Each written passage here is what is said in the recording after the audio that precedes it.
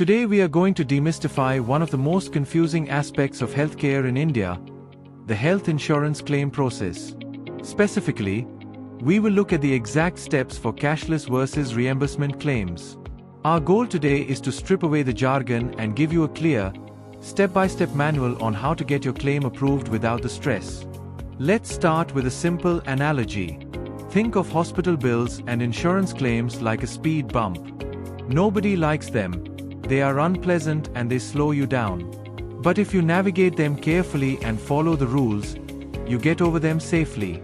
However, if you rush or ignore the signs, you damage your car. In this case, the damage is financial.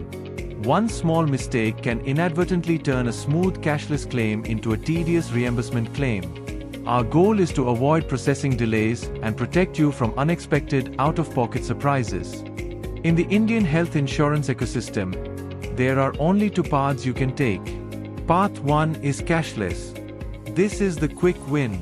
In this scenario, the insurer or third-party administrator pays the hospital directly. You don't shell out your savings. But this is only available at network hospitals. Path 2 is reimbursement. Think of this as the fallback option.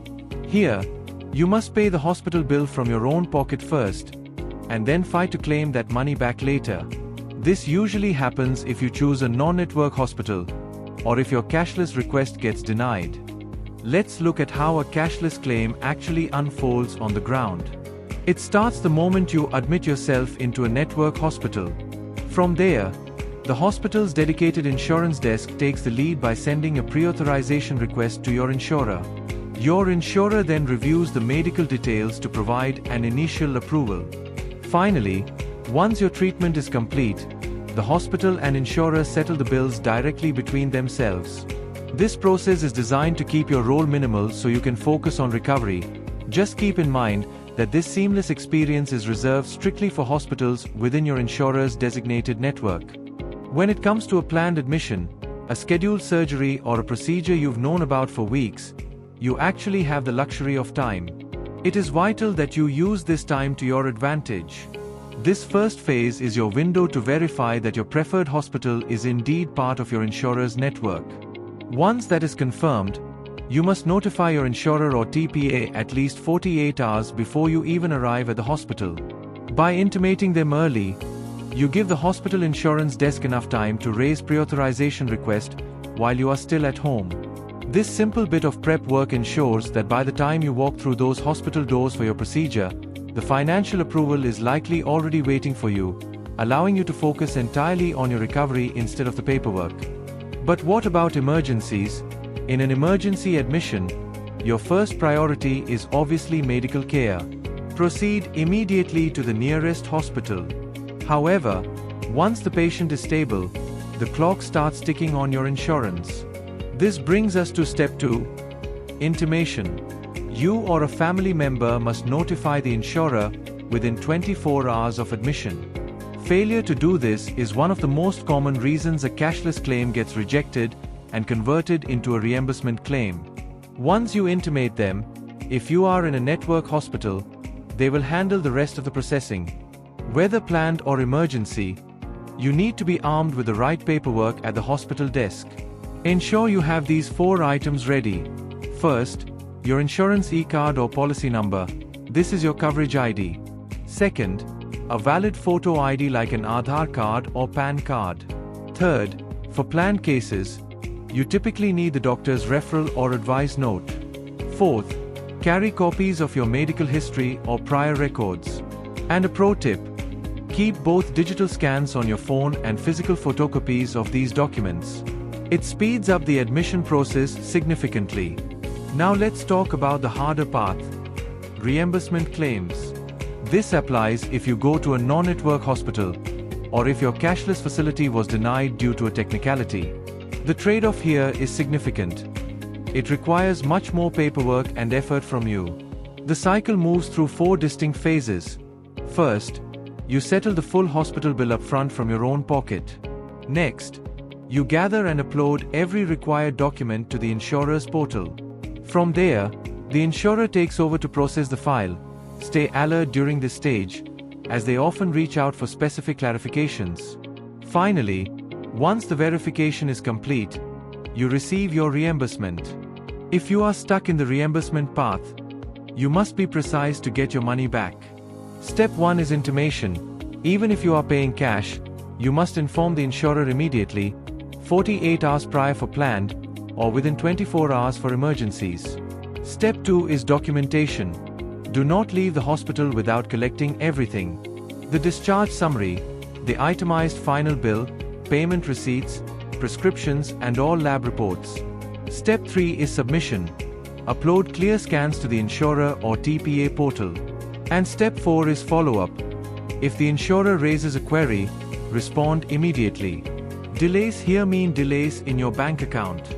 To help you navigate this, here is a quick checklist to avoid delays. Do inform the insurer early. Respect that intimation window. Do insist on an itemized final bill. Insurers need to see the cost breakdown of every syringe and medicine. Do sign the bill when you make the payment. Also, keep consolidated reports rather than loose slips. On the flip side, don't miss the 24 to 48 hour intimation window.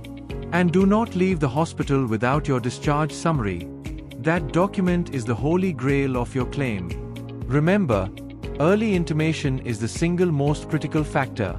It is heartbreaking when a claim gets rejected, but it usually happens for predictable reasons. Top stumbling blocks include late intimation, telling the insurer too late; documentation errors, like missing papers or unsigned forms; network violation. This is when you seek treatment at a non-approved hospital for a condition that specifically required network care under your policy. And finally, discrepancies, where the diagnosis on the paper doesn't match the billing details. Most of these are avoidable with a simple double-check before submission. So, what do you do if your claim is stuck? Don't lose hope. There is a ladder of escalation. Level 1 is the insurer's grievance cell. Start there. If that doesn't work, escalate to Level 2, the nodal officer. If you still don't get a resolution, you can go to Level 3, the IRDAI grievance portal or the insurance ombudsman. The critical advice here is to keep a record of all dates, emails, and ticket numbers. These are your breadcrumbs that prove you followed the process. To make sure you are fully prepared, let's recap the essential toolkit you'll need to have at your side. It starts with your policy number and insurance e-card. This is essentially your primary key to the entire system. You'll also need a valid photo ID, like your Aadhaar or PAN card, readily available. If your hospital visit is a planned one, ensure the doctor's referral is tucked into your folder. As you prepare to leave the hospital, verify that you've collected both the discharge summary and a fully itemized bill. And finally, hold on to every single pharmacy and lab receipt, no matter how small they might seem. Keeping these 5 items organized and ready is the most effective way to prevent your claim from getting stuck in the first place. At Secure My Wish, we believe you shouldn't have to fight these battles alone. That is exactly why we have partnered with ServAmigo to provide comprehensive back-end claim support. If you are feeling overwhelmed by the paperwork or the process, we encourage you to visit our landing page using the link in the description. There, you can explore our full range of claim assistance offerings or simply request a callback to speak with a professional who can guide you through the system. To wrap up, whether you go for cashless or reimbursement, the secret to success lies in 2 things: documentation and timing. Thanks for watching. Check out the video description. We've packed it with resources just for you. If you found this video helpful, please give it a thumbs up and share it with someone who needs it.